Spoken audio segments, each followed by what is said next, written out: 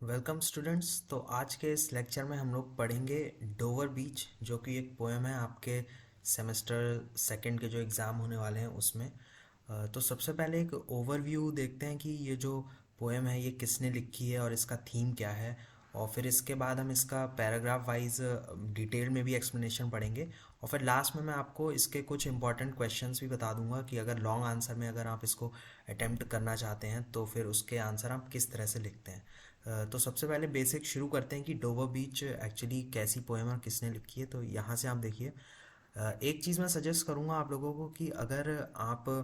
अपने फ़ोन या कंप्यूटर पे देख रहे हैं तो अगर आपको डेफिनेशंस या फिर इस पोएम के बारे में कुछ लिखना है तो आप या तो स्क्रीनशॉट ले सकते हैं या फिर सबसे बेटर रहेगा कि आप साथ में एक पेन और अपनी रजिस्टर लेके बैठें, जिससे कि जो भी इंपॉर्टेंट चीज़ आपको लग रहा है कि आपको नोट करनी चाहिए और एग्ज़ाम के टाइम पे आप उसको अच्छे से रिवाइज कर सकें, तो उसके लिए आप कम से कम नोट्स बनाते हुए चलिए। वरना आप स्क्रीनशॉट भी ले सकते हैं, तो बस आपको थोड़ा ध्यान देना पड़ेगा कि एग्ज़ाम के टाइम पे आपको किस तरह से रिवाइज करना है। तो शुरू करते हैं। सबसे पहले, Dover beach is the most celebrated poem by Matthew Arnold. ठीक है, तो जो हमारे इसके पोएट हैं इस पोएम के, उनका नाम है Matthew Arnold, a writer and educator of the Victorian era. जो कि एक राइटर थे और एजुकेटर थे, यानी वो लिखते भी थे और एजुकेटर यानी दूसरे लोगों को पढ़ाते भी थे। कौन से एरा में थे? ये विक्टोरियन एरा। अब देखिए, ये जो छोटे छोटे पॉइंट्स मैं आपको एक एक लाइन में ही बता दे रहा हूँ, तो इससे आपके साथ ही साथ एमसीक्यूज भी तैयार होंगे कि मान लीजिए अगर वहाँ पे क्वेश्चन आ जाता है कि मैथ्यू आर्नल्ड जो हैं वो कौन से एरा के राइटर थे, तो ये जो बिल्कुल छोटा सा मैंने आपको बताया कि विक्टोरियन एरा के थे, तो अगर आप इसको ध्यान रखते हैं, इसका नोट बना लेते हैं, तो आपको एग्ज़ाम के टाइम पे रिवाइज करने में भी आसानी रहेगी और आपके जो एमसीक्यूज हैं वो भी तैयार होते जाएंगे। ठीक है, अब आगे देखते हैं इसमें क्या है। The poem expresses a crisis of faith with the speaker acknowledging the diminish standing of Christianity. ठीक है, इस पोएम का जो मेन थीम है वो क्या बताता है हमें? क्राइसिस ऑफ फेथ, यानी लोगों की जो आस्था है क्रिश्चियनिटी में, उसमें एक तरह का क्राइसिस यानी कि कमी, लोगों के अंदर से वो जो फेथ है वो धीरे धीरे कम होता जा रहा है। और उसको स्पीकर देखिए किस तरह से देखता है, as being unable to withstand the rising tide of scientific discovery. और ऐसा क्यों हो रहा है? क्योंकि जो हमारी साइंटिफिक डिस्कवरीज होती जा रही हैं, जैसा कि आज के टाइम में भी हम देख रहे हैं कि जो टेक्नोलॉजी है, जैसे कि फ़ोन्स हो गए, कंप्यूटर्स हो गए, और भी अलग अलग तरह की जो टेक्नोलॉजी हैं, जो साइंटिफिक डिस्कवरीज भी हमको कह सकते हैं, तो उसके साथ साथ क्या हो रहा है कि जो हमारा क्राइसिस ऑफ फेथ है ना वो बढ़ता जा रहा है, यानी कि क्रिश्चियनिटी में जो फेथ है वो लोगों का कम होता जा रहा है। और राइज क्या हो रहा है? Rising tide of scientific discovery, जो साइंटिफिक डिस्कवरी है उसकी जो टाइड है वो हमेशा राइज होती रह रही है। New research and intellectual inquiry cast doubt on humankind central and special role in the universe. ठीक है, जितनी भी नई रिसर्च आ रही है या फिर नई जो इंक्वायरीज होती हैं वो डाउट करती है किस चीज़ पर? Humankind's central and special role in the universe, कि ये जो हमारा पूरा यूनिवर्स है इसमें ह्यूमन काइंड्स यानी जो इंसान है इनका कुछ एक मुख्य रोल है भी कि नहीं। The speaker in the poem senses this change almost subconsciously, seeing and hearing it in the sea that the speaker is looking out upon। ठीक है, तो यहाँ पे जैसे पोएम का आप नाम भी देख रहे हैं कि डोवर बीच, मतलब वो जो राइटर है ना वो कहीं बीच पर खड़ा हुआ है और वहाँ पे वो बीच को देखते हुए उसके दिमाग में जो थॉट्स आए हैं उन थॉट्स को स्पीकर ने एक पोएम के ज़रिए हमें बताने की कोशिश करी है। In its expression of alienation, doubt, and melancholy, the poem is often interpreted as a remarkably forward thinking precursor to the 20th century crisis of faith, ठीक है, like existentialism and absurdism। ठीक है, तो इसमें हमें क्या एक्सप्रेशंस हमें देखने को मिलेंगे एलियनेशन के। एलियन जो वर्ड आप जानते हैं कि ऐसे लोग जो हमसे बहुत दूर होते हैं। ठीक है, तो एलियनेशन की जो फीलिंग किसी के अंदर आ जाती है तो वो अपने आप को इस दुनिया से एकदम अलग समझने लगता है, कि मतलब वो जो है, जो उसके थॉट्स हैं, जिस तरह से उसके विचार दिमाग में आते हैं, तो उन थॉट्स की वजह से वो अपने आप को एलियनेट कर लेता है, यानी कि वो एलियनेशन की फीलिंग में चला जाता है, अपने आप को बाकी लोगों से बहुत अलग जानने लगता है। और इसी वजह से उसके दिमाग में क्या डाउट आता है कि कहीं ऐसा तो नहीं कि मतलब मैं, ये जो इंसानों की दुनिया है इसके लिए बना ही नहीं था। अपने ऊपर डाउट करता है कि वो बाकी सब इंसानों से इतना अलग क्यों है। तो इस वजह से उसके दिमाग में क्या एलिनेशन की फीलिंग, डाउट, मेलंकॉली, यानी कि जो बहुत ज़्यादा दुखी हमेशा रहने लगते हैं। ठीक है, उनकी लाइफ में उन्हें हर चीज़ में मेलंकॉली यानी सैडनेस दिखती है। तो इसी वजह से जो पोएम थी वो इंटरप्रेट क्या करी गई as a remarkably forward thinking precursor. Precursor हम बोलते हैं कि कोई भी चीज़ जो दूसरी चीज़ से पहले आती है, यानी यहाँ पे प्रीकर्सर टू 20th सेंचुरी, यानी कि 20th सेंचुरी में जो क्राइसिस ऑफ फेथ आने लगे थे, जैसे कि एग्जिस्टेंशियलिज्म और एब्सर्डिज्म। ठीक है, तो एग्जिस्टेंशियलिज्म हम बोलते हैं ऐसी फीलिंग को जिसमें इंसान बहुत ज़्यादा डीपली सोचने लगता है कि ये जो हमारी दुनिया है इसमें हम लोग आते हैं जाते हैं, ठीक है, ये जो प्रोसेस है ये चलता रहता है, तो इसका असल में कुछ मतलब है भी या फिर नहीं। एक वर्ड और आता है नाइलिज्म, तो उसका भी यही मतलब होता है कि जो इंसान का फेथ, जो भरोसा होता है इस दुनिया पे या फिर जो भी हम काम यहाँ पर दुनिया में कर रहे हैं उसके ऊपर से उसका विश्वास धीरे धीरे ख़त्म होने लगता है, या फिर आप ये कह लीजिए कि वो इंसान इनडिफरेंट हो जाता है इस दुनिया में जो भी चल रहा है, क्योंकि उसके दिमाग में क्या थॉट आ जाता है कि ये सब तो बेकार है और एक ना एक दिन हर चीज़ ख़त्म हो जानी है। तो इसको हम बोलते हैं एग्जिस्टेंशलिज्म। और एब्सर्डिज्म, एब्सर्डिज्म ऐसी चीज़ जो किसी के समझ ना है, तो मतलब वो दुनिया को भी एक ऐसे ही नज़रिए से देखने लगता है कि इसका कोई मतलब नहीं है, और अगर हम इसको समझने बैठेंगे तो उसमें सफलता नहीं मिलेगी, क्योंकि ये पूरी जो दुनिया है, हमारी जो लाइफ है, ये खुद में क्या है, एब्सर्ड है, यानी कि बहुत ज़्यादा अजीब सी है, इसको हम समझ नहीं सकते। तो इस वजह से जो 20th सेंचुरी में राइटर्स ने इन थीम्स के ऊपर लिखा था, तो उन राइटिंग्स के लिए हम कह सकते हैं प्रीकर्सन, यानी कि जो 20th सेंचुरी के राइटर थे उन्हें भी काफ़ी ज़्यादा इस पोएम से, जो डोवर बीच पोएम है, इससे काफ़ी हेल्प मिली उनको। देखिए इसमें आगे भी लिखा है इन एसेंस, यानी कि हम ओवरऑल अगर हम एक चीज़ देखें कि इसका पूरा मतलब क्या है, तो in essence the poem is an inquiry to what it means to be alive, कि जिंदा रहने का मतलब क्या है। वही जो मैंने बताया ना आपको कि एग्जिस्टेंशलिज्म, एब्सर्डिज्म, ठीक है, एलियनेशन, कि आदमी जब एक पूरी लाइफ को बहुत ज़्यादा डीपली, जैसे हम कहते हैं ना फिलोसोफर या डीप थिंकर, जो बहुत ज़्यादा गहराई से किसी चीज़ के बारे में सोचते हैं, तो इस वजह से इस पोएम में हमें यही देखने को मिलेगा। तो स्टूडेंट्स शुरू करते हैं कि जो हमारी लाइंस 1 और 14 है, तो उसमें जो है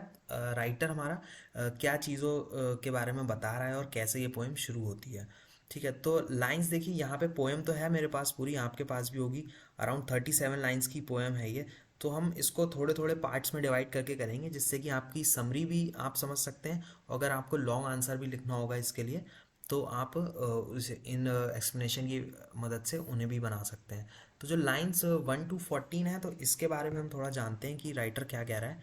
the speaker looks out upon a calm sea and observes the fullness of the tide and the moon reflecting off the water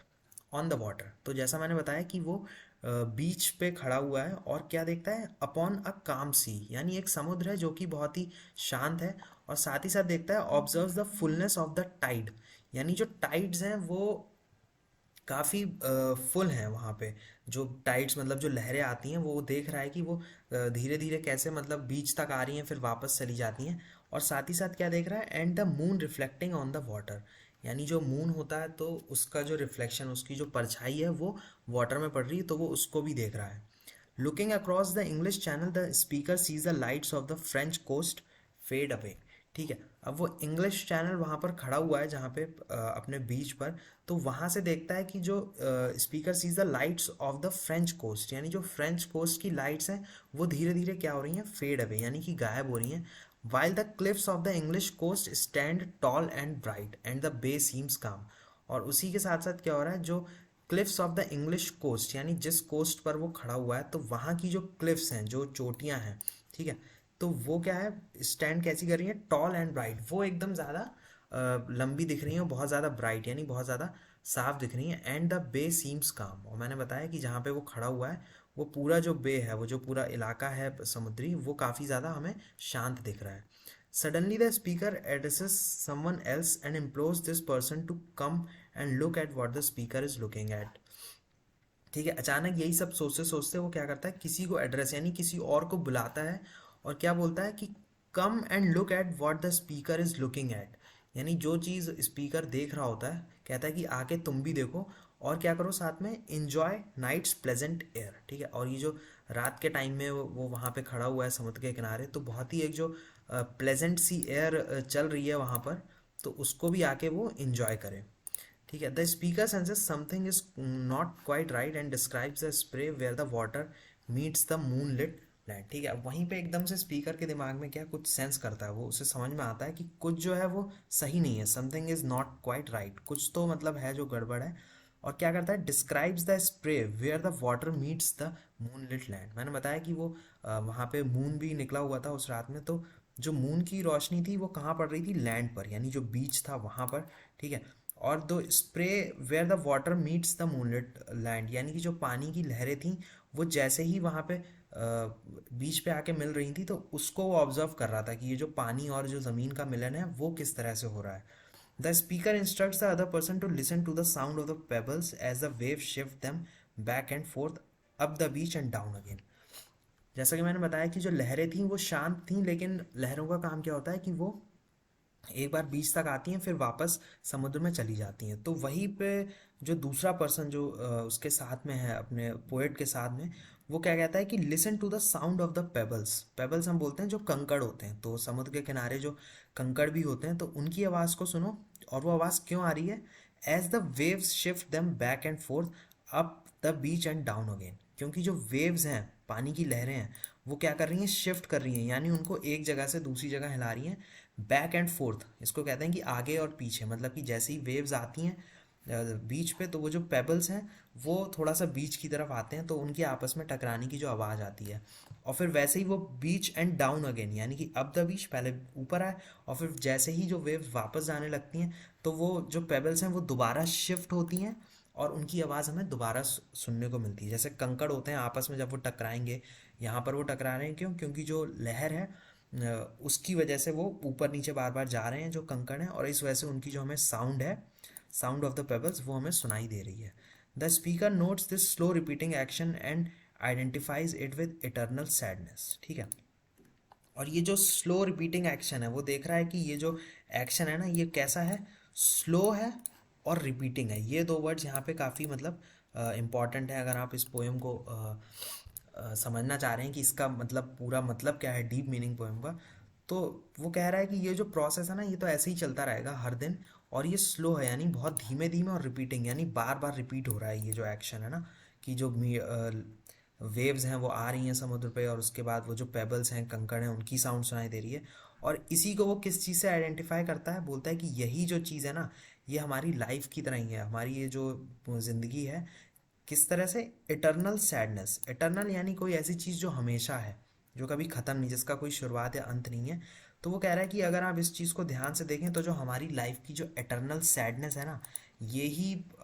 इस चीज़ को आप समझ सकते हैं कि अच्छा, इस वजह से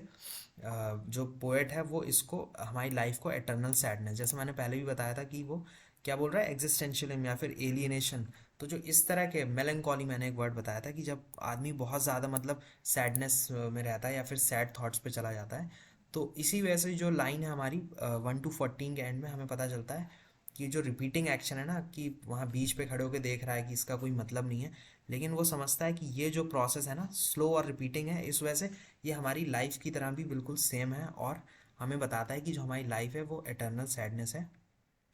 और सिंपली वहाँ पे खड़े होकर जो दूसरा एक पर्सन है, उसको बोलता है कि यहाँ पे आके तुम इस चीज़ को ऑब्जर्व करो और देखो कि ये किस तरह से जो साउंड ऑफ द पेबल्स है, और उससे तुम्हें क्या समझ में आता है, ठीक है। तो ये हमारी जो स्टार्टिंग लाइन्स थी, लाइन्स 1 to 14, उसका समरी था। अब हम चलते हैं नेक्स्ट लाइन्स 15 to 28, ठीक है। तो देखिए इन लाइंस में क्या होता है, all of a sudden the speaker thinks about the ancient Greek प्लेरिट Sophocles, ठीक है। तो अचानक से उसके दिमाग में, जो राइटर है उसके दिमाग में एक एंशियंट ग्रीक प्ले राइट, ठीक है, एक कोई ग्रीस का पुराना प्ले राइट है जिसका नाम है क्या, Sophocles. And imagine Sophocles hearing the same sadness in the agency as the speaker hears now on the English coast. और कह रहा है कि जिस तरह से उसे एक सैडनेस सुनाई दे रही है ना, यहाँ पे बीच पे खड़े होके, कौन से बीच पे, इंग्लिश कोस्ट पे, जो हमारा पोएट है, तो वैसे ही सैडनेस जो सोफोकल्स, जो कि एक ग्रीक प्लेरेट था, उसको भी सुनाई देती होगी, कहाँ पर, इन द एजेंसी, ठीक है। तो जहाँ का वो रहने वाला था, ग्रीक यानी ग्रीस का, तो वहाँ पे जो एजेंसी थी, तो वहाँ पे भी उसको इसी तरह की एक सैडनेस सुनाई दी होगी, इसी वजह से उसने भी इस तरह की पोएम्स लिखी होंगी। Sophocles in the mind of the speaker likens the sense sorry Sophocles in the mind of the speaker liken the sad sound of the waves to the general sorrow of humanity, ठीक है। और speaker का जो mind है ना, वो अपने मन ही मन में सोचता है कि जो सोफोकल्स है ना, उसे लाइकेंस यानी उसे पसंद होंगी कि क्या चीज़, the sad sound of the waves, यानी जो वेव्स में से हमें एक सैड साउंड सुनाई दे रही है ना, और वो कैसा समझता है कि जैसे कि हमारी जो जनरल सॉरो ऑफ ह्यूमैनिटी, यानी ह्यूमैनिटी जो हम हमारी मानवता है, यानी जो इंसान है, हमारी जो जीवन है, उसमें एक जो जनरल सॉरो है ना, वो बिल्कुल ऐसा ही साउंड ऑफ द वेव्स की तरह उसको सुनाई देता होगा, विच मूव्स लाइक द वेव्स, यानी जो हमारा जीवन है वो भी वेव्स की तरह, लहरों की तरह ऊंचा और नीचा चलता रहता है। The speaker then notices another thought that comes with the sound of the sea. और इसी के साथ साथ मतलब मैंने बताया कि वो वहाँ पे खड़े होके सोच रहा था, ठीक है, लाइफ के बारे में। तो एक के बाद एक उसके दिमाग में कुछ ना कुछ थॉट्स आते रहते हैं। एक्सप्लेनिंग दिस नेक्स्ट थॉट, अब ये नेक्स्ट थॉट देखते हैं क्या आता है। The speaker describes religious faith as a sea that was once full like the tide, ठीक है। तो स्पीकर डिस्क्राइब क्या करता है, रिलीजियस फेथ यानी जो हमारा धर्म है, ठीक है, हमारी जो आस्था है, उसको डिस्क्राइब करता है as a sea that was once full like the tide, एक ऐसे समुद्र की तरह जहाँ पर लहरों की कमी नहीं थी, once full like the tide, ठीक है। At that time it reach around the earth like a girdle, now thought the speaker just hears the seas sad retreat. और उस टाइम पे क्या था, ये जो हमारी वेव्स थी, जो रिलीजियस वेव्स हम कह सकते हैं, वो इट रीच्ड अराउंड द अर्थ, यानी अर्थ के, दुनिया के हर एक कोने पर पहुंच जाती थी, लाइक अ गर्डल, यानी ऐसी चीज़ जो हर जगह आपको बहुत ज़्यादा कोशिश नहीं करनी पड़ेगी किसी चीज़ को दूसरे तक पहुंचाने के लिए, अपने आप ही, मतलब उस समय जो टाइड थी वो इतनी फुल थी कि हर कोई रिलीजन यानी जो आस्था, जो हमारा धर्म है, उसके ऊपर विश्वास रखता था और उस तक वो बातें आसानी से पहुंच भी जाती थी। लेकिन अब क्या होता है, the speaker just hears that seas sad retreat, और अब उसी समुद्र में उसको सिर्फ सैड रिट्रीट, रिट्रीट यानी किसी चीज़ को जब हम वापस ले लेते हैं, तो वही जो सारी चीज़ें एक टाइम पे धर्म में, आस्था में लोगों के अंदर भरा हुआ था, अब वो धीरे धीरे रिट्रीट यानी कि कम हो रहा है, वापस हो रहा है। As the sea of faith becomes smaller, says the speaker, it disappears into the atmosphere and leaves the edges of the world naked, ठीक है। और जैसे ही sea of faith यानी जो हमारे आस्था का समुद्र है, वो क्या हो रहा है, धीरे धीरे स्मॉल हो रहा है, becomes smaller, it disappears into the atmosphere, ठीक है, और वो धीरे धीरे बिल्कुल गायब हो जाता है हमारे वातावरण में, and leaves the edges of the world naked, और जो हमारे दुनिया के कोने, एजेस हैं, ठीक है, वहाँ से वो धीरे धीरे जो आस्था है वो दुनिया से ख़त्म होती जा रही है, ठीक है। अब हमारी 28 लाइंस हो गई हैं, लास्ट का जो हमने एक डिवाइड करा है वो ज़्यादा लाइंस नहीं है, 8-10 लाइंस का है, तो इसका भी हम पढ़ लेते हैं कि आखिरी में राइटर क्या बता रहा है।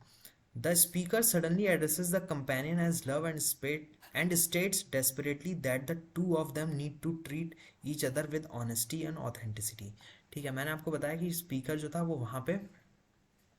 किसी एक को बुलाता है वहाँ पे ना, कि आओ देखो मेरे साथ कि ये जो समुद्री लहरें हैं ये किस तरह से ऊपर नीचे हो रही हैं, तो उसको किस तरह नाम से बुलाता है, एज लव, ठीक है। और क्या बोलता है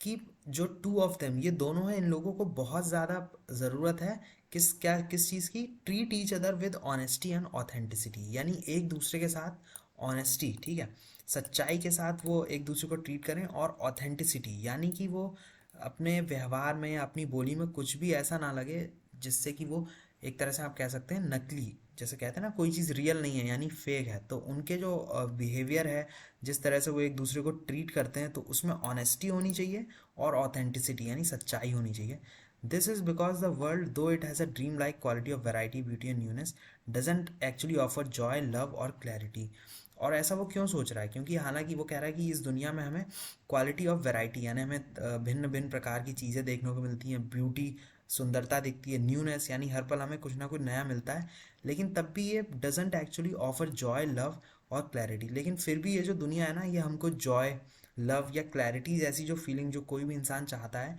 वो इस दुनिया से नहीं पा सकता।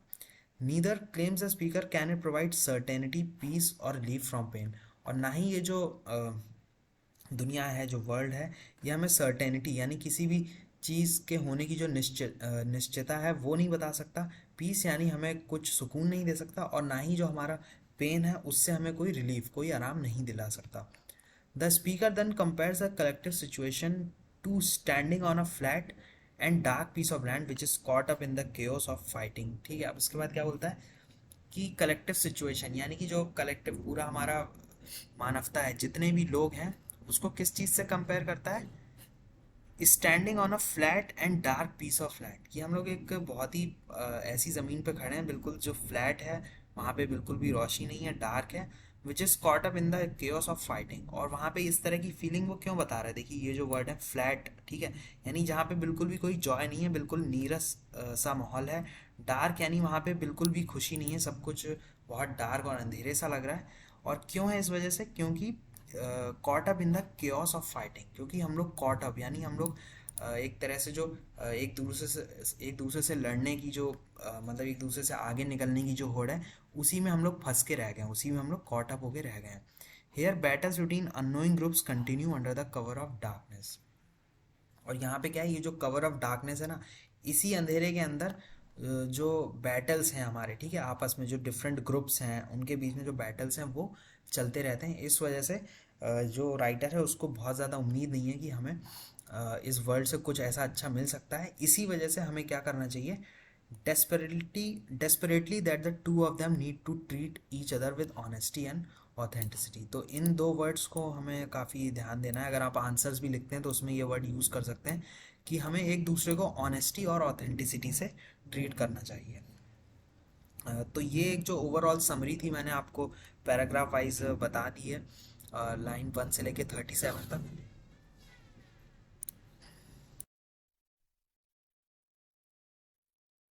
तो स्टूडेंट्स, अभी हम लोगों ने जो एक ओवरऑल समरी पढ़ी है, इससे आपको थीम तो समझ में आ गई होगी कि जो हमारा पोएट है वो इस पोएम में किस बारे में बात कर रहा है। लेकिन अब हम लोग देखते हैं कि अगर एग्ज़ाम में आपका एक लॉन्ग क्वेश्चन आ जाता है और अगर आप यही वाली पोएम तैयार करके जाना चाहते हैं, तो एक बेसिक सा क्वेश्चन आता है हर एक पोएम से कि इस पोएम में जो राइटर है वो किस बारे में बात करना चाह रहा है, या फिर हम कह सकते हैं कि what are the themes of Dover beach. तो देखिए लॉन्ग क्वेश्चंस के लिए आप याद ये रखिएगा कि अगर जो मैं आपको आंसर अभी पूरा बताऊंगा पॉइंट वाइज, तो उसमें ज़रूरी नहीं है कि जब यही लैंग्वेज से क्वेश्चन पूछा गया उसमें तो आप बताएंगे कि जो आंसर मैं आपको बताऊंगा तभी आप लिख सकते हैं। देखिए ये जो लैंग्वेज है यहाँ पे क्या है, एक जो पोएम है डोवर बीच उसकी थीम के बारे में पूछ रहा है, ठीक है। अगर इससे रिलेटेड कोई और क्वेश्चन भी आ जाता है या फिर क्वेश्चन आ जाता है कि डोवर बीच में जो हमारे राइटर हैं मैथ्यू आर्नल्ड, तो उनका क्या टेक था लाइफ पर, या फिर वो किस नज़रिए से ज़िंदगी को देखते थे, या फिर उन्होंने इस तरह से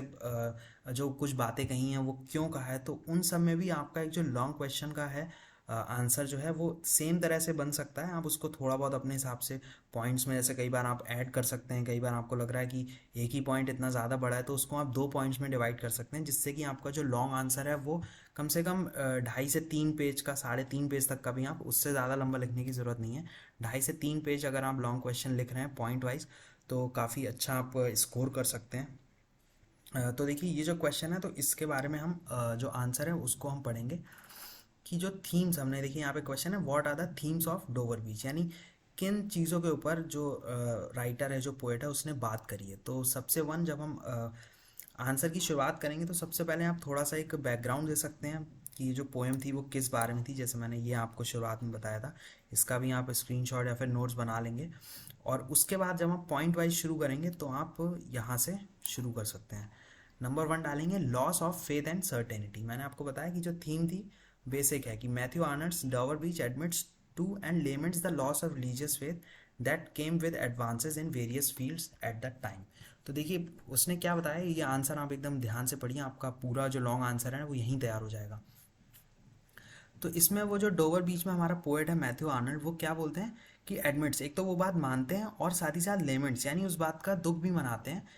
लॉस ऑफ रिलीजियस फेथ, ठीक है, जो रिलीजियस फेथ में, जो आस्था में कमी आई है, किस वजह से, with advances in various fields at the time, यानी उसी टाइम पे जो और हमारी, मैंने बताया ना कि साइंटिफिक या फिर टेक्नोलॉजिकल या फिर और भी फील्ड्स में जो एडवांस यानी जो प्रोग्रेस हो रही थी, ठीक है, डेवलपमेंट हो रहा था, उसी के साथ साथ क्या होने लगा, लॉस ऑफ रिलीजियस फेथ, यानी रिलीजियस और रिलीजियस फेथ, आस्था में लोगों की कमी आने लगी। The poem is essentially saying that this loss of faith is global, in turn suggesting the vast reach of scientific advancement at the time। वही बात जो मैंने बोला कि ये ग्लोबल है, ये जो आस्था में कमी है ये वो सिर्फ एक समुदाय के बारे में या सिर्फ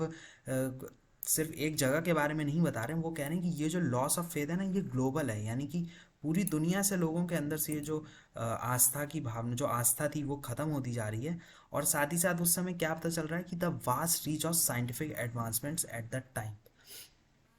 तो ये क्यों हो रहा है? वो कह रहा है कि जैसे जैसे साइंटिफिक एडवांसमेंट्स आने लगे ना, तो लोगों के अंदर क्या है, लॉजिक यानी कि तर्क करने की जो क्षमता है ना, वो आने लगी। और इस वजह से वो फेथ के ऊपर क्वेश्चन, यानी फेथ के ऊपर वो सवाल खड़े करने लगे कि हमें तो जो साइंटिफिक थ्योरी है या फिर जो साइंटिस्ट हैं जो नई नई डेवलपमेंट्स कर रहे हैं, उससे हमें पता चल रहा है कि फेथ से तो हमें कोई मतलब ही नहीं है। मतलब वो जो लोग हैं वो इस तरह से मानने लगे कि जैसे जैसे साइंटिफिक एडवांसमेंट होने लगे, उसी के साथ साथ क्या हुआ, जो हमारा फेथ था, वो लोगों में जो आस्था की भावना थी, वो धीरे धीरे कम होने लगी। ठीक है, और इसी वजह से क्या है कि ये डीपली पेसिमिस्टिक पोएम है। यानी कि पेसिमिस्टिक का मतलब होता है निराशावादी, यानी कि जो पोएट है उसका जो पूरा नज़रिया है इस पूरी व्यवस्था को लेके बहुत ज़्यादा पेसिमिस्टिक है। इसी का ऑपोजिट जो होता है हम उसको बोलते हैं ऑप्टिमिस्टिक, यानी बहुत ज़्यादा आशावादी। ठीक है, तो जो ऑप्टिमिस्टिक पीसेस ऑफ लिटरेचर आप पढ़ेंगे उसमें आप देखेंगे कि राइटर जो है हर चीज़ में अच्छा देखता है, पर यहाँ पर क्या है, वो राइटर है पेसिमिस्ट है, यानी कि उसका जो आउटलुक है वो पेसिमिस्टिक है इस पोएम में। और इस वजह से वो पूरे नज़रिए को, जहाँ पे वो खड़े होकर लाइफ के बारे में सोच रहा है, उसको काफ़ी ज़्यादा हर चीज़ में उसको बुरा दिख रहा है। ठीक है, और वो किस चीज़ पे क्वेश्चन करता है, values of its day and embodies the sense of grief. ठीक है, जो वैल्यूज़ हैं आज के दिन में लोगों की, वो बहुत ज़्यादा ख़राब होती जा रही हैं। और इसी वजह से उसको क्या फील होता है कि लॉस ऑफ रिलीजन, यानी जो रिलीजन है उसका भी लॉस धीरे धीरे होता जा रहा है। मतलब कि जो मैंने आपको बताया ना कि साइंटिफिक एडवांसमेंट के साथ साथ लोग जो थे रिलीजन में थोड़ा सा उनका फेथ कम होने लगा। This question still stands up in the 21st century, calling on its readers to examine whether their own lives are spiritually fulfilled. देखिए, ये बहुत ही अच्छी बात यहाँ पर लिखी हुई है कि जो आज हमारी 21वीं शताब्दी में जहाँ पर हम लोग रह रहे हैं, ठीक है, तो यहाँ पर भी जो हमारे रीडर्स हैं, मतलब हम लोग हैं, उनसे वो क्वेश्चन करती है, ये जो पोएम इन्होंने इतने सालों पहले लिखी है, वो क्वेश्चन करती है कि whether their own lives are spiritually fulfilled. कि आज के टाइम पे हम लोग के पास इतने ज़्यादा टेक्नोलॉजी आ गई है, ठीक है, फ़ोन है, टीवी है, कंप्यूटर है, इंटरनेट है, जिससे आप दुनिया में बैठे कहीं भी किसी चीज़ के बारे में जान सकते हैं। तो वो सब एडवांसमेंट, वो सब इम्प्रूवमेंट तो अच्छी बात है, लेकिन हमें ये भी देखना पड़ेगा कि जो हमारे लाइव्स हैं वो स्पिरिचुअली, यानी कि आस्था, जो लोगों के बीच अंदर एक विश्वास होता है, उस तरह से भी उनके जीवन फुलफिल्ड हैं या नहीं, या फिर वो सिर्फ इन्हीं ये जो मटेरियलिस्टिक चीज़ें हैं, ठीक है, इनके पीछे ही भाग भाग कर जो उन्होंने अपना स्पिरिचुअल है, अपने आप को बिल्कुल स्पिरिचुअली ड्रेन कर लिया है। मतलब कि किसी चीज़ को अगर आप बिल्कुल ख़त्म कर देते हैं किसी चीज़ से, तो हम बोलते हैं कि वो ड्रेन हो गया है। ठीक है, तो अगर आप एडवांसमेंट में चलते रहेंगे साइंटिफिक में, और आपका जो स्पिरिचुअली फुलफिल्ड यानी रिलीजन है, उसमें आपका जो विश्वास है वो नहीं रहेगा, या फिर आप किसी चीज़ में आस्था बिल्कुल मानते ही नहीं है, तो आपकी लाइफ्स, आप क्वेश्चन करिए अपने आप को कि कहीं ऐसा तो नहीं आप भी उसी रास्ते जा रहे हैं। क्योंकि बहुत ज़्यादा ज़रूरी है कि हम अपनी लाइफ्स को स्पिरिचुअली भी फुलफिल्ड रखें। ठीक है, सेकंड पॉइंट पे आते हैं, नेचर एंड एलियनेशन। मैंने आपको बताया कि वो नेचर में खड़े होकर इन सब चीज़ों को ऑब्जर्व कर रहे थे ना। और एलियनेशन मैंने बताया कि किसी अपने आप को बाकी सबसे अलग थलग महसूस करने की जो फीलिंग होती है, उसको हम बोलते हैं। यहाँ पे एक गलत आ गया एक्स्ट्रा, तो यहाँ पर सिंगल डी आएगा, ठीक है, तो देख लेना इसकी spelling. Written shortly after the era of the romantic poets. ठीक है, रोमांटिक पोएट्स के बाद ही, जैसे जो रोमांटिक एरा था ना, उसके बाद ये पोएम लिखी गई थी। और रोमांटिक पोएट जो थे वो क्या करते थे, nature as an antidote to overly rational thinking. ठीक है, तो जो रोमांटिक एरा के पोएट्स थे वो नेचर को किस तरह से देखते थे, as an antidote to overly rational thinking. यानी जो बहुत ज़्यादा लोग रैशनल थिंकिंग करते थे ना, कि हर चीज़ का लॉजिकल रीज़न निकालना, हर चीज़ को सोचना कि ये क्यों है, क्या है, कैसे है, तो वो रोमांटिक पोएट्स कहते थे कि इतना ज़्यादा सोचने की ज़रूरत नहीं है, आप नेचर पे ध्यान दो, और वरना बहुत ज़्यादा आप सोचोगे तो कुछ समझ में आएगा भी नहीं और आपको ऐसे आंसर मिलेंगे नहीं। इस वजह से इसको हम एंटीडोट यानी कि एक दवाई की तरह यूज़ करते थे, किसको, नेचर को। अगर आप बहुत ज़्यादा सोचने लग रहे हो तो आप नेचर में चले जाओ, तो आपके जो थॉट्स हैं वो धीरे धीरे अपने आप कम हो जाएंगे। तो इसी तरह से डोवर बीच जो क्या है, question human kind relationship with nature, वो क्या एकदम से दोबारा से रोमांटिक पोइट्स का अपोज करने लगे कि जो नेचर के साथ ह्यूमन काइंड का, जो हमारी मानवता है, उसका जो रिलेशन है नेचर के साथ, तो उसके ऊपर ही उन्होंने सवाल खड़ा कर दिया। इंस्टेड ऑफ फाइंडिंग हैप्पीनेस और the Sublime in the natural environment, the speaker finds a deep sense of sorrow. ठीक है। अब जैसे कि रोमांटिक पोइट्स ने कहा था कि अगर आपको बहुत ज़्यादा रेशनल थिंकिंग यानी बहुत ज़्यादा सोचने की आपको लत लग जाती है, ठीक है, आप बहुत ज़्यादा सैड होने लगते हैं, तो आप नेचर के पास जाइए। लेकिन वहीं पे जो हमारे पोएट हैं मैथ्यू आर्नल्ड, उन्होंने क्या बोला, the speaker finds a deep sense of sorrow, यानी कि उन्होंने उनको नेचर में भी बहुत ज़्यादा सॉरो यानी बहुत ज़्यादा दुख दिखाई देता है, even while admitting to the beach's beauty. मैंने आपको बोला कि वहाँ खड़े होकर नेचर की जो सुंदरता थी उसकी तो तारीफ कर रहे थे वो, ठीक है, वो मानते हैं कि जो हमारा नेचर है बहुत ज़्यादा सुंदर है, लेकिन तब भी आपको वहाँ पर क्या मिलेगा, speaker finds a deep sense of sorrow, यानी तब भी स्पीकर को वहाँ पर एक डीप सेंस ऑफ सॉरो मिलता है, भले ही वो बीच जो है कितना भी ब्यूटीफुल क्यों ना हो। This sense of deep time alienates the speaker from the natural scene that the speaker is observing, ठीक है। और इसी वजह से वो जो डीप टाइम यानी वो समय के बारे में सोच रहा है ना बहुत ज़्यादा, कि कैसा हो रहा है, देखिए समय जो है हमारा वेव्स की तरह ही चलता है कि एक बार आता है एक बार जाता है, और सेम मैंने आपको दो वर्ड बताए थे, रिपीटिंग और स्लो, यानी कि वही धीमी गति में अपना जो लाइफ है वो वेव्स की तरह चल रही है, और रिपीटिंग है यानी कुछ भी उसमें ऐसा कुछ नया नहीं है। तो इन्हीं सब थॉट्स की वजह से वो बहुत ज़्यादा एलियनेट हो जाता है, ठीक है, अपने आप को बाकी सबसे एकदम अलग महसूस करता है, ठीक है। और जो नेचुरल सीन है जो कि वहाँ पे खड़े होके जो पोएट है ऑब्जर्व कर रहा है यानी कि देख रहा है, तो उस सीन से भी अपने आप को बिल्कुल एलिनेट कर लेता है। क्यों? क्योंकि उसके दिमाग में कुछ ना कुछ हमेशा जो है थॉट्स चल रहे हैं एलिनेशन को लेकर, और इस वजह से जो उसके सामने नेचुरल सीन है ना, तो उसको भी वो मतलब ऑब्जर्व नहीं कर पा रहा है अच्छे से, उससे अपने आप को अलग थलग कर ले रहा है। तीसरा पॉइंट देखते हैं जो कि आखिरी पॉइंट है इस आंसर का, लव, ठीक है। तो with the retreat of religion causing a crisis of spiritual faith, the speaker turns to love as an answer for the loss of God, ठीक है। अब जैसा मैंने बताया कि retreat of religion causing a crisis of spiritual faith, यानी कि जो रिलीजन है वो धीरे धीरे लोगों से दूर चला जा रहा है, और उसकी वजह से क्या हो रहा है, causing a crisis of spiritual faith, यानी कि जो लोगों के अंदर एक आस्था थी, ठीक है, एक विश्वास था, उसके अंदर क्राइसिस यानी बहुत ज़्यादा कमी आ रही है। The speaker turns to love as an answer for the loss of God, और इस वजह से वो लव की तरफ अपना रुख करता है, बोलता है कि अगर हम एक दूसरे को प्यार से, मैंने आपको बोला था कि वो ऑनेस्टी और ऑथेंटिसिटी से अगर हम ट्रीट करें, तो उसी को यहाँ पर उसने लव की तरह एक तरह से डिनोट करा है कि हमें क्योंकि हम लोगों की जो आस्था है वो कम होती जा रही है स्पिरिचुअल फेथ में, तो हमें एक तरह से प्यार की तरफ अपना रुख जो है, लव की तरफ अपने आपको थोड़ा सा ले जाना चाहिए।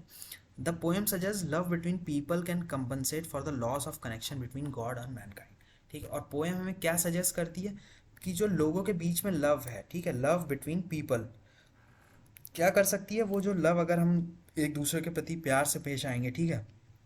ऑनेस्टी से पेश आएंगे, ऑथेंटिसिटी से, यानी कि कुछ भी ऐसा हम नकलीपन एक दूसरे के सामने नहीं रखेंगे, जैसा है वैसा दिखाएंगे अपने आप को, तो वो क्या कर सकता है, compensate for the loss of connection between God and Mankind, ठीक है। तो जो कनेक्शन गॉड और मैनकाइंड यानी कि भगवान और मानवता के बीच में जो एक कनेक्शन का लॉस हुआ है ना, तो उसको कॉम्पनसेट यानी कि उसकी कमी को पूरा कर सकता है अगर हम एक दूसरे को प्यार से ट्रीट करते हैं। But the poem does not and on an optimistic note, वही देखिए वर्ड आ गया ऑप्टिमिस्टिक, ठीक है। मैंने बोला था आशावादी, यानी ऐसी ऐसा नज़रिया जो जो हर चीज़ में अच्छा देखता है, और इसी का जो ऑपोजिट था वो था पेसिमिस्टिक। तो इस तरह से आपका जो ऑपोजिट वर्ड है जिसको हम बोलते हैं एंटोनिम्स, तो वो भी आपके धीरे धीरे तैयार हो जाएंगे। Casting a doubt on the idea that love will save the day, ठीक है। लेकिन जैसी पोएम मतलब ख़त्म हो रही होती है, तो वहाँ पे फिर से जो पोएट है ना वो डाउट, उसको संदेह होने लगता है कि ये जो प्यार का एक आइडिया है ना, जो फीलिंग है, वो लगता नहीं कि सेव द डे यानी कि इंसान को मतलब वो बचा पाएगी। Instead the speaker anticipates confusion struggle and violence, और साथ ही साथ जैसी पोएम खत्म होती है तो वो क्या मतलब एंटिसिपेट यानी उसको ऐसा लगता है कि आने वाले टाइम में कन्फ्यूजन स्ट्रगल और वायलेंस जो है ना वो और ज़्यादा हो सकता है कि मतलब हमें देखने को मिले। Though love might not be able to defeat this, the speaker presents it as the only potential solution. लेकिन साथ ही साथ वो जो पोएम के एंड में क्या बोलता है कि हालांकि वो मानता है कि love might not be able to defeat these, कि ये जितने भी फीलिंग्स है ना कन्फ्यूजन स्ट्रगल वायलेंस की, हो सकता है प्यार इनको डिफीट ना कर पाए यानी इनको ना हरा ना पाए, लेकिन फिर भी the speaker presents it as the only potential solution. लेकिन फिर भी हमें और कुछ तो सोल्यूशन पता नहीं है, तो क्या पता हम एक दूसरे के साथ अगर प्यार से ही पेश आएँ तो हो सकता है कि ये जो जितने भी खराब भावनाएं हैं हमारे अंदर उनको हम प्यार की मदद से ख़त्म कर सकें। Love then is definitely valued in the poem, और इसीलिए भले ही बहुत ज़्यादा पेसिमिस्टिक पोएम थी लेकिन फिर भी एंड होते होते लव की जो एक फीलिंग है, जो लव का एक इमोशन है, उसको काफ़ी ज़्यादा वैल्यूड यानी काफ़ी ज़्यादा उसको आप कह सकते हैं इम्पोर्टेंस दी गई है पोएम के ख़त्म होते होते। ठीक है, तो दोस्तों ये आपका एक, जैसे मैंने बोला कि अगर आंसर आता है लॉन्ग में तो आप कर सकते हैं। साथ ही साथ जैसे अगर शॉर्ट क्वेश्चन में अगर आ जाता है कि how does the poet feels there is a loss of faith and certainty, तो आप शॉर्ट आंसर में इतना लंबा तो आंसर लिखेंगे नहीं, तो आप सिर्फ इन पॉइंट से भी, बल्कि ये भी थोड़ा शॉर्ट के हिसाब से लंबा हो जाएगा ना आंसर, तो इनको आप थोड़ा सा पढ़िए, ठीक है, समझिए, और इन्हीं पॉइंट्स को और थोड़ा शॉर्ट करके आपके शॉर्ट आंसर भी तैयार हो जाएंगे। ठीक है, लॉन्ग आंसर में तो आप इन्हीं 2-3 पॉइंट्स को और ज़्यादा अगर बढ़ाना चाहें बढ़ा सकते हैं, वैसे इतना मोर देन इनफ होगा, क्योंकि अगर आप मान लीजिए एक पेज में, ठीक है, या फिर 15 लाइन्स में एक पॉइंट लिख रहे हैं तो वो काफ़ी आसानी से आपका एक पूरा लॉन्ग आंसर तैयार हो जाएगा। तो स्टूडेंट्स, जैसा कि मैंने देखा था कि आप लोग की जो डेट शीट है वो एग्ज़ाम्स बहुत जल्दी शुरू होने वाले हैं, तो इस पोएम को आप तैयार करिए, ठीक है, इसका जो लॉन्ग आंसर मैंने आपको बताया वो तैयार करिए। और अगर आपके सिलेबस से रिलेटेड कोई भी एक ऐसी टॉपिक है, कोई पोएम है, ठीक है, किसी भी चीज़ में अगर आपको इंग्लिश सब्जेक्ट से रिलेटेड कुछ डाउट है तो आप उनको कमेंट्स में बताइए, और रेगुलरली मैं यहाँ से कोशिश करूँगा कि आपके जो डाउट्स हैं वो क्लियर करूँ। और जो आपके एग्ज़ाम्स हैं उसके लिए बहुत ही ज़्यादा मैं आपको गुड लक देता हूँ कि अच्छे से तैयारी करिए इंग्लिश में। और आंसर्स की कोशिश ये करिए सबसे ज़्यादा, जब आप लॉन्ग आंसर्स लिखते हैं, कि पॉइंट्स में उन आंसर्स को लिखिए, और जो आपको लग रहा है कि बहुत ही इंपॉर्टेंट कीवर्ड्स हैं आपके आंसर में, ठीक है, जो पोएट ने या फिर चैप्टर में जिसके बारे में सबसे ज़्यादा बात करी गई है, तो उनको अंडरलाइन करने की कोशिश करिए। उससे जो आपका एग्जामिनर होगा जो चेक करता है ना कॉपी, उसको पता चलता है कि आपने वो चीज़ अच्छे से पढ़ी है, थॉरोली आपने उस चैप्टर को पढ़ा है और आपको उसका एकदम डीप नॉलेज है। ठीक है, तो थोड़ा सा कोशिश करिए कि पॉइंट वाइज आप आंसर लिखिए, ठीक है, पैराग्राफ चेंज कर करके आंसर्स लिखिए उनको। और कोशिश करिए कि कटिंग, जो मतलब एकदम तो अवॉइड नहीं कर सकते 100%, लेकिन कोशिश करिए कि जब आप आंसर लिखें तो उसमें कटिंग वगैरह ज़्यादा ना हो, क्योंकि एकदम से फिर जो एग्जामिनर है ना, वो जब चेक करता है तो देखता है कि ज़्यादा कटिंग है, यानी कि आप ज़्यादा डाउट में हैं, जब आप लिख रहे हैं तो आपको कई बार समझ नहीं आ रहा क्या लिखें। तो कोशिश करिए कि स्पेलिंग मिस्टेक एक आध चलती हैं लेकिन ज़्यादा कटिंग वगैरह आप ना करें, तो आपका जो आंसर है वो उसका मटेरियल के साथ साथ जो उसका प्रेजेंटेशन होगा ना वो भी काफ़ी अच्छा लगेगा। तो दोस्तों, आज का वीडियो यहीं पे एंड करता हूँ मैं। और जैसा मैंने आपको बताया कि किसी भी और चैप्टर के बारे में अगर आप डिटेल में जानना चाहते हैं, किसी भी मतलब जो आपके एग्ज़ाम से रिलेटेड हो ना हो, जो भी आप जानना चाहते हैं इंग्लिश लिटरेचर या लैंग्वेज से रिलेटेड, तो वो आप कमेंट्स में बताइए मुझे, और मैं आपका वो डाउट सॉल्व करूँगा। Have a good day.